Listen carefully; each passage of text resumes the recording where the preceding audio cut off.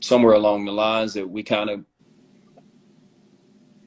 lost our way in what it was to be able to discipline a kid in love and not, you know what I mean, and be able to and make sure that they understand, though I might be in your face, my tone may be a little harsh. I want you to understand the difference between me picking on you and me loving on you, and demanding that you respect your parents, you know, yourself, and you move in grace. So that's Team Chance in a nutshell.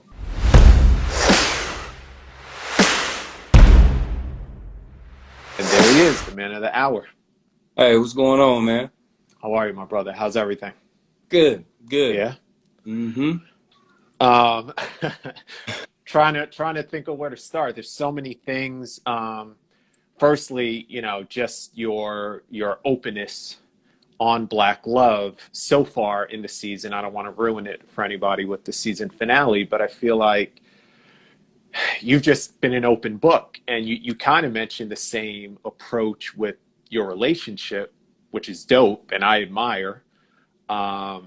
So I can say, you know, that there was one thing your wife said, and then I'm gonna rewind for a second. There's one thing your wife did say about, you know, everybody calling you guys relationship goals. And in the beginning, it was far from it, and it was a lot to get to that point. But I think through all of the communication and openness and where you guys are now, I think now is that goals, but it's goals in understanding all the things that led up to this current time. Yeah, you gotta be mindful and take everything into consideration. Um, I'm sorry, hold on. All good. All good. This right here, you gotta be patient with me because this is usually my wife's lane. I Oh, got her on standby over here as my tech support. But yeah, in terms of our relationship, us being, you know, when I hear people say that we're life goals, I wonder if they are putting us on an unrealistic pedestal. So that's why I'm usually such an open book. I yeah. try to approach it in as much respectful honesty as I possibly can, and not do the stereotypical, you know, man thing, or be, you know, because I don't feel like it would be fair to, you know, anybody, you know, any relationship. So I just kind of lay it all out there to make sure that they're not putting us on an unrealistic pedestal, and, you know, not considering that we've been together for 23 years and we went through some real stuff to get to here. And even in being here, there is no finish line. You Right. know, every day is still work, and every day is still marriage and a contribution into your marriage, you know? Yeah, absolutely. Absolutely. Do you feel, so I know one of the main themes was sacrifices. Do you feel there were, or do you still feel today within your relationship that there are certain sacrifices that you're accounting for, or that you have to go through as a couple, as a father, as a husband right now, in your overall relationship and family dynamic? Absolutely.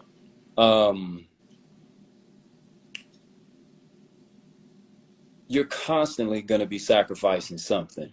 It's got to be, but I'm hesitant on the word sacrifice.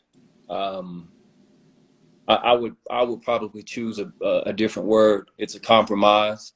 Yeah, I You prefer that too. Yeah.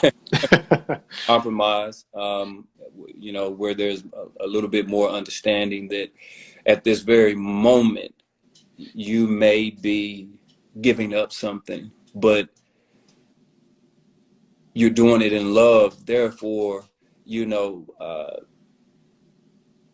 the opportunity still will be there for you to do whatever it was that you had to compromise on. The sacrifice thing means, it just sounds like it's done.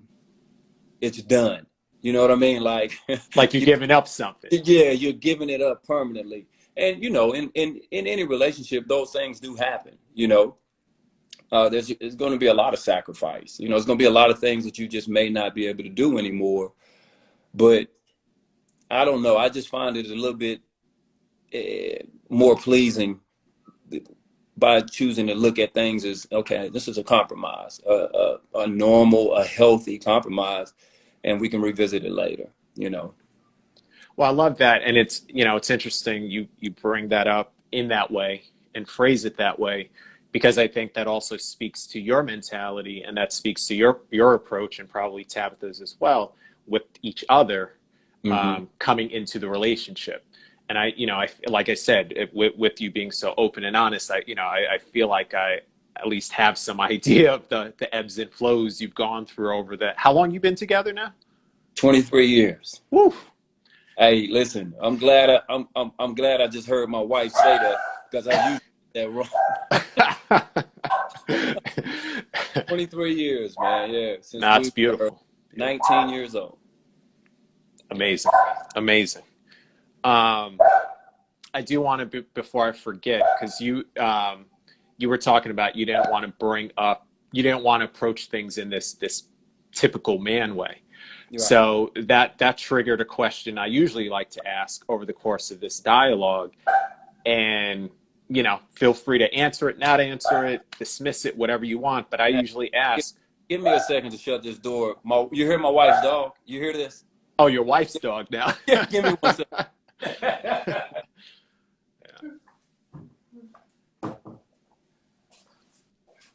All right. That's part of the compromise. Hey, that's part of the compromise. All right. I was going to say, I usually bring this up in some sort of context, but you triggered it early on already in the dialogue about not approaching things from this typical man perspective. So I wanted to ask you, when I say the word masculinity, is there something that you feel from that word? Is there a way that you define that word? How do you treat that word masculinity these days? It's a time and place for it. When I hear that, and usually it differs between every man. I found that it's not that important for me in every subject to be masculine. Case in point, when it comes to gender roles, the typical gender roles, like, for example, things like pumping gas, taking out trash, things of that nature. I find that I differ from a lot of men in terms of those things. It does not define me. It does not, because I'm a man, it's not an absolute. And my wife would tell you the same thing. However, you know, I don't have my wife just doing any and everything, you know, because there's certain things that I take pride in. But I'm not judgmental when I see, you know, a woman pumping gas or taking out trash or, you know, that kind of thing. But yeah, I just feel when it comes to masculinity, it's a time and place for it. You know, it just depends on who you're talking to, and the definition of it may change. But for me, I was raised by a strong woman. You know, I was raised, so, you know, masculinity, it just wasn't a thing. It was, you know what I mean? So I've learned that I don't really see it the same way as a lot of people, if that makes sense. Yeah. No, it makes absolute sense. I mean, and that's why I always think it's interesting to get that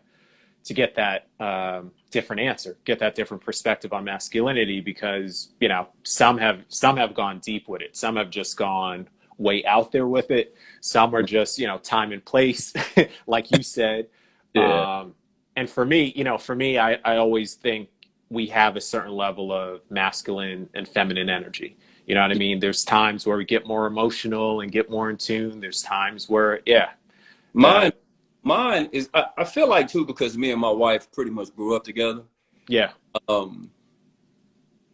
it's going to be a little bit different. When you are, 19, you don't realize how young you are and what you've yet to learn or experience. And when you experience it Mm. with another 19-year-old, um, there's a time, there's going to be times where all that macho stuff and all the things that you thought came with being a man, or uh, it's going to go out the window because we learn it at the Yeah. same time, you know? Yeah. Hmm. And if you want to be successful, now you got some that I feel like will probably, and now don't get me wrong, I did a lot of dumb stuff and realized that it was because I was on some male, or what I thought the male was supposed to do. Sure, sure.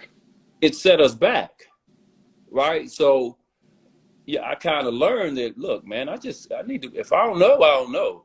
I mean, if I Yeah. know, I just got to tell her, like, hey, and if I'm uncomfortable with it because I've seen it done a different way, or if it's been worn a different way, um, most times by me expressing that and getting ahead of it, I can avoid a whole lot of turmoil, you know.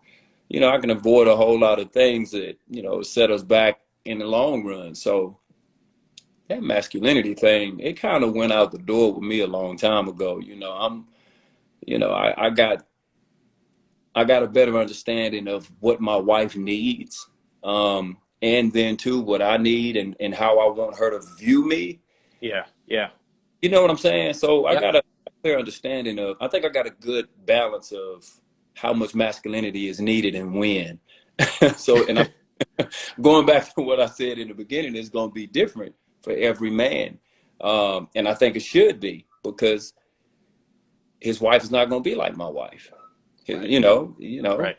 you get what I'm saying? So Yeah, absolutely. And how do you feel that translates in raising your children? Two daughters and a son.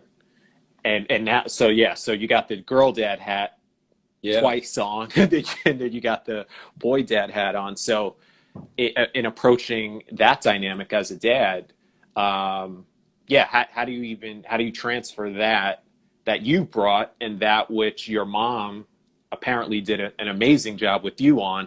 How do you bring that on down to your children? Well, I try to be consistent, and what I'm hoping, or what I'm hoping for, and how it translates, because let's face it, we really don't know. Um, I'm hoping that what they take from how I live and what I say and how me and mom love one another, um, the successful part comes from being you, being able to acknowledge, you know, what you're good at, what you're not, what you need, being able to understand that change is necessary. Um, it should be invited, and you Mm. should never cage a person or or restrain a person from growth. And I hope it just breeds success. Yeah.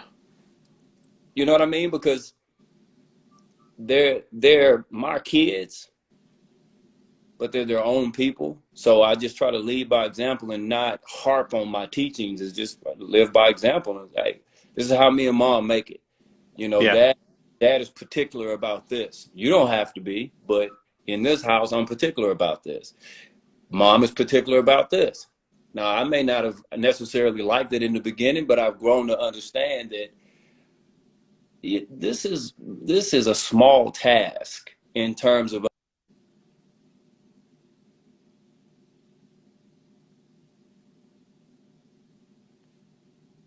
um and I live by the do you want to be right or do you want to be happy? I Huh. live by that. Love So that. Yeah. and I Yeah. preach that and say that all the time to my kids. Um and I really think that, that's the best key to success. Yeah. I love that. Can I ask what one other thing in the fatherhood dynamic, because you and Tabitha did start young, and you were talking about all of the moving around and moving out to the West Coast, Yeah, and you you had it. first Go ahead. All over the place, huh? Yeah, all over the place. You know, raising children at a young age. Like, do you feel any of the things you have now? Because now I feel like, again, all of this experience, all it does is help you see things better and grow better together. But early on in your journey with Tabitha, what was that like, raising children at a young age? What with the moving and all? Yeah, just all the things, right? Um, To be honest with you. well, if you would have asked me, of course, asking me now in hindsight, I'm gonna say, it played a major role in who I am. It made you. But if you would ask the 19-year-old, the 20 to 21-year-old, I would have been like, man, I have no clue what I'm doing. Um, I'll say this. In parenting, I think it prepared me for their right now life, Hmm, right? hmm. I think that me and my daughters have better relationships, or I have a better understanding of their thinking as a result of what me and my wife endured and went through early on. So I don't do so I have a little bit more patience with their growth process, and I would like to believe that I have developed a healthy um, back and forth with my kids as a result of those things that we were doing, and not to be too old school, or you know what I mean. um, Sure. so I think it helped. I think it helped because I can kind of relate somewhat to where they're thinking, and I can also kind of warn them um, about where it looks like they're going. So Have they ever used that against you and be like, well, mom and you did this when you were my age, so I can do such and such. Has that moment ever come up? n- n- not yet, knock on wood. Not yet. Not Yeah. yet. Well, I'll knock on some wood for Not you too. yet. You know what? Hey, going back, that's a great question, because you know what? Now that you say that, I have more patience with my daughter, who resembles her mom in so many ways outside of Uh-huh. her looks. She will do things, and I remember her dad, my father-in-law, having issue with what we were doing, how my wife was dressing, how, things of that nature.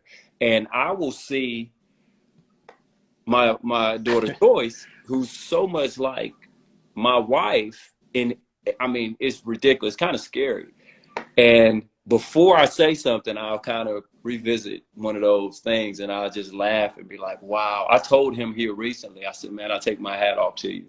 Um, I'm starting to understand now the amount of, and this was 20 years ago when things were a lot different, and we were in a southern, very old school traditional city. Um, Sure, sure. he did voice his opinion, and but he did have to also practice some restraint as well.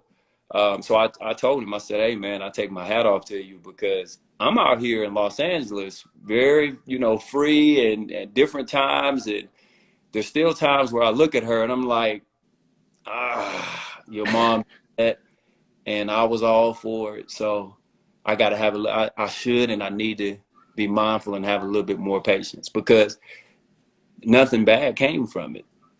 Right, And right. I raised them to be questionable, to ask, you got to have some facts. So I already know, if I go to her and be like, hey, why do she's a smart girl. She's going to bring it right back, just like her mom. She's going to Just bring like it. So I'll just refrain and bite my tongue, you know what I mean? But it taught me, it yeah. taught No, that's beautiful. Speaking of back and forth, because I don't want to forget this one, because this was funny to me. Um, your back and forth back in the day with music and that Fantasia moment. me. Are you still scarred by any Fantasia music? You know what? Hey, every time I hear that one song, I always smile. Yeah. It never goes away because, hey, look, my wife literally every time we got into a fight, every time she did that. And the world laughed at it, but if they Yeah, only I did too. hey, every time. So yeah, there's still some scars. There's definitely some scars. It's funny because I brought this up while I was watching it. I had an ex that used to do the same thing. She didn't use Fantasia. She used Tony Braxton. Uh-huh. And there was that one Tony Braxton album when her well, her hair was short for a long time, but I can't remember. See, now I can't remember the song. But she would play the whole album out, I'm and looking. I know the video you're talking about. right, and I Think couldn't oh, I couldn't say anything. hey, I would literally be taking a shower, playing some Maxwell or chilling. And by the time I got out the shower, it was a full-on concert. Not only Concert. was music playing, she would be putting on a full-on concert to make sure that I knew, hey, if you don't like me, then don't talk to me. Did you ever have any clapback music to get back at her? Nah, man. Nah. Music meant something different to me, man. It was. I'm trying to make up, get into some love making. You trying to There you go. trying to be mad. Yeah. Sure. And in all honesty, that's true. Because when I was younger, it was one sure way to resolve things. At least I thought it was. Some of the time. Yeah, yeah. So I want to segue a little bit because I love what you're doing, and I want to know more, honestly, about Team Chance and Team Chance basketball. Because I feel like just in this conversation so far, family sounds very important to you. The way you've been brought up, the way you're raising your children, I think is admirable. It's beautiful to me. And I feel like that's just a natural progression, an extension for you to create this Team Chance basketball. So why for you was it important to target kids specifically? And then the second part of it, I definitely want to know about the basketball of it. Well, basketball has always been my passion. It's just, that thing that I wish that I would have made it on type thing. And Sure. Poor decisions in my teenage years that prevented me from being able to truly pursue it. And I created Team Chance initially because we don't have any family here. And I was and I would just remember my childhood and how I could walk outside and I would have all my friends at my exposure. We could, just go out and play. And out here, Yeah. so initially I just started it, just for something for my son to do and, with his friends, and I could kind of create a village for him. Have people that he could have in his life regularly, at least 2 to 3 times a week. And meeting and encountering some of these kids, it just reminded me of the things that I was hearing from some of the parents and some of the challenges they were having. It was very, similar to what me and my wife was experiencing. And it just turned into something bigger. I love hard, and I just took on a whole different role. It's less about basketball to me than it is about building character. I'm passionate about basketball. I love basketball. It's just a part of our family. My wife loves basketball. But in my program, you will find that I do more mentoring and big brother type thing than I do in teaching basketball. Beautiful. In today's world, and what we currently are experiencing, I think it's more important that these kids know what it is to have character, good ethics, morals, and a little bit of old school teaching. I think that, somewhere along the lines that we kind of lost our way in what it was to be able to discipline a kid in love and not, and be able to, and make sure that they understand, though I might be in your face, my tone may be a little harsh. I want you to understand the difference between me picking on you and me loving on you, and demanding that you respect your parents, yourself, and you move in grace. Um, so that's Team Chance in a nutshell. More about that, and I feel like my son needs it. I need it. Yeah. And it's my way too of being able to give back too. No, it's beautiful. I mean, that hits. You got to make an adult Team Chance. I want to be a part of this thing. That sounds amazing. We do. I do have one. I You do do? have one. Yeah. we I'm in don't call it LA. we don't call it Team Chance, but I do have one. Well, tell me what you call it offline because I want to join. Yeah. All right. That's what's up. Yeah. So all beautiful, and I feel like, so for yourself, since we're talking all things wellness, so as you mentor, as you look to do this with for children, and apparently you got an adult crew as well, what what are you doing for yourself on a daily basis that's keeping you in a positive headspace, that's keeping you going? So that sounds like one of them. Definitely, being a part of Team Chance, creating that village and that community. But for yourself on a daily basis, are there any daily routines? Are there any just things you do in the morning, at night, or any time of day? And I usually touch upon like mind, body, soul, those three areas. Like, are there any things you do within that just keeps you level-headed and cool, as a lot of people like to coin you, Cool Chance? Yeah, there is.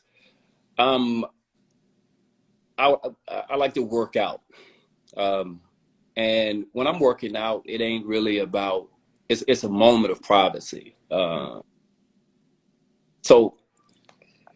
I try to work out 6 or 7 times a week, right? And in my workout, I'm not just, pushing up iron or exercising. I'm thinking about things that I want to do, things that I don't want to do, ways that this is a moment for me to kind of have a discussion with myself and God. Yeah. I work out a lot of things in the gym. I work out, ways to communicate something better to my wife, ways to communicate things to my son, ways to process that, Chance, you just not good at this. you know, um, uh, Working out is like, my thing, that if I don't get to do it, I'm usually in a rut, Yeah, and no, I feel you. I watch a little. I got moments where, I need for my wife to be around, and us to, do things together, but I also need a long time. And in my long time when I'm not working out, usually I'm watching something on TV that the average person, I don't think the average person would even watch. I got a weird sense of humor in terms of shows and things, but um, if I get that hour or two to sit down and do that, and I think the other one, I cannot forget this. I had a discussion with somebody about this, and I remember they was shocked when I told them that I played video games. Hmm. I don't know what it is. I don't know if it's because I'm married to Tabitha Brown. I don't know if they was all shocked, but and my wife will always be like, "I can't believe you play that loud game and you say that this is a stress reliever." Right. Being there, for an hour playing Call of Duty, like, mowing people down. but but I do, and it's a stress reliever for me, and I think it's needed. And then with that group that I was telling you about twice a month, I have a group of men, guys that, in my circle that are like brothers to me. No blood relation at all. but probably closer to me than any blood relative outside of my mom and my wife. And we will have these meetings where sometimes we'll have discussions of serious nature. Sometimes we'll have light discussion. Sometimes we won't discuss anything. We'll just be in the presence of one another. Yeah. And that is probably the most significant thing in my life, you know what I mean, in terms of stress and me being in my growth too. I surrounded myself with guys that, you know, in some aspect, I'm forced to grow. You know, not all, I mean, and this is a melting pot, you know what I mean, of Sure. personalities. And each and every one of them I can take something from. And I look forward to those one or two meetings every month that we have. And we'll just kick back, and we're going to have to get you over one night, man. We kick I'm back. down for it. Hey, man. And we hang out and, you know, have a good time. And I mean, we'll walk away from those conversations. I feel like better men, better husbands, better fathers, you know what I mean? Brothers, better human beings. well, look, I think that's something in some ways, I try to put that out there in these conversations, whether it's a check-in and a mail check-in remotely when we couldn't get together. Now that we can start getting in person again together. Again, I think something that continues to come up, it's all about community. It's all about tribe, creating these villages. And I think for men, for Black men especially so, to be able right now to have even this conversation, you know, I already, you know, my shoulders drop. I'm like, you know, I'm tuned in to what you're giving and vice versa. And I feel like this type of openness and vulnerability, I mean, this is the reason why, you know, we created this IG Live. And I was like, you know, we're just going to keep going with this thing because it's beautiful to be able to do this as men, because we don't get to, just like what we were talking about earlier with masculinity. And I think you having these things to be able to decompress, have that solo time to think through and process things and stress relief, honestly, because I feel like that's something for us as men and Black men, and people in general, but I feel like with men especially, again, stereotypically speaking, we hold it all in. We don't, you know, communicate the emotion. You don't communicate the feeling. And a lot of times you get caught up in a bad way, either with your health, somewhere outside, if you're in a certain situation where you just get lost in it. And unfortunately, sometimes that just overtakes for the worse. I think, you know what, I think too, it's important. That's why I'm always so forthcoming, I guess. I try not to hold back, because I think there's a misconception about us as Black men that we don't talk and that we don't show that we're vulnerable, or we don't, you know, and it's partially true, but not as much as I think I think the world needs to really see us. So anytime I'm put on display, or I have an opportunity for them to really see us, I take pride in doing so, and just opening the book and saying, hey, look, this is what it looked like. This is who I am. This is what, and I'm not, you know, a lot of people I feel like there's so many men like me. It's like, and I'm always like, I don't understand where all this is coming from. Right. I know a lot of men like me, you know. They just don't have the blessing of being married to my beautiful wife, you know. But you know, I don't think it's anything out of the norm. I feel like I've had probably hundreds, thousands of conversations with men that I've taken things from, and they've expressed things that I'm like, this is a normal thing for us. It's just not put on display in front of the television. It's not put on display in front of the world. But in my opinion, I think it's a misconception. There's a lot of men out there like you and I You know, a lot of men having these conversations and talking and doing things. It's just, we don't get to see it that often. Yeah. Well, I'm glad, like I said, I'm glad we're able to put this on display. I'm glad you have the opportunity to have a platform to put these type of conversations more so on display. Um, One thing I never want to miss certain questions. I had one for you because it came up a little bit during your interview with Black Love and maybe one other place. I can't remember. Were you only on the police force back in your original hometown, or are you currently on the police force now as well out here? I have worked for Los Angeles Police Department for 15 years. Oh wow! Wow. Until here recently. Okay. Okay. Retiring. But yeah, for here in Los Angeles for 15 years. Okay. And were those well, it almost becomes a whole other conversation that I want to have with you. But let me just tap into this since we do have an audience right now. In terms of the things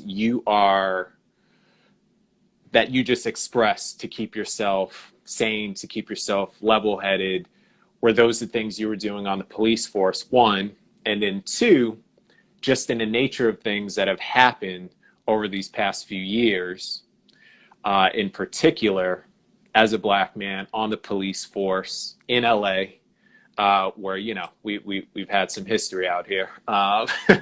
What has been your feelings and your take and just that dynamic when you were on the police force up until recently, when you retired? Well, I'm gonna answer the first question. Okay.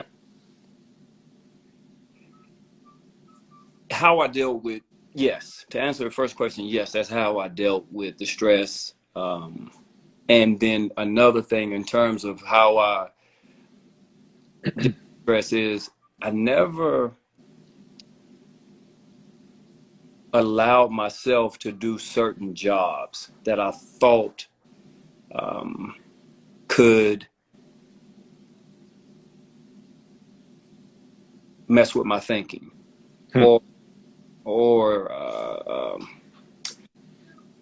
put my family at risk, or ask me to do something that, just to me, goes against the culture, or I felt like it was unfair. I think in terms of policing, there's a misconception about the officer and the roles that he can and cannot play. You have a choice. You don't have to take certain roles, and not every officer is in agreement with certain laws. And if you're not in agreement with that law, you can put yourself in a position to where you don't have to be constantly enforcing that particular law. So I chose a different path in there too, and that was helpful in where I, my stress levels and things of that nature. In terms of your second question, it's stressful, right? Because I have a little bit more knowledge of than the average person. Sure. Behind the curtain. Sure. There's a lot of truths, and then there's a lot of untruths, right? And then there's that part of me being a Black man in the uniform, and having to acknowledge that there is a certain level of pain and history that exists in this uniform, and no matter what your intentions are, and no matter how much good you've done or you think you've done, it won't outweigh what people's history and their experiences are. And even if you're right, that history won't outweigh that pain that person, you know what I mean? Yeah.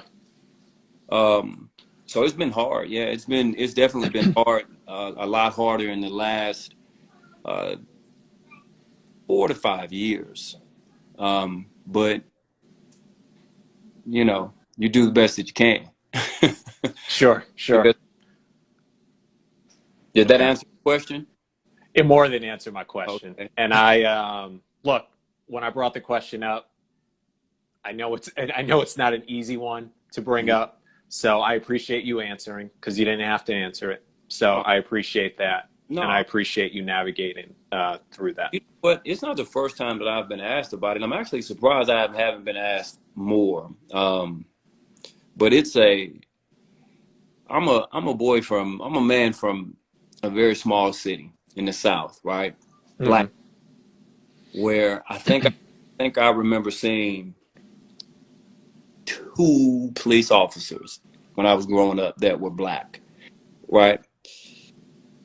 And out here in this city, right, of millions of people, and there's, you know, a few hundred black officers, right? So there is a different level of stress of just like being accepted in the city as a Sure, Southern boy, right? sure. And then being accepted, you know,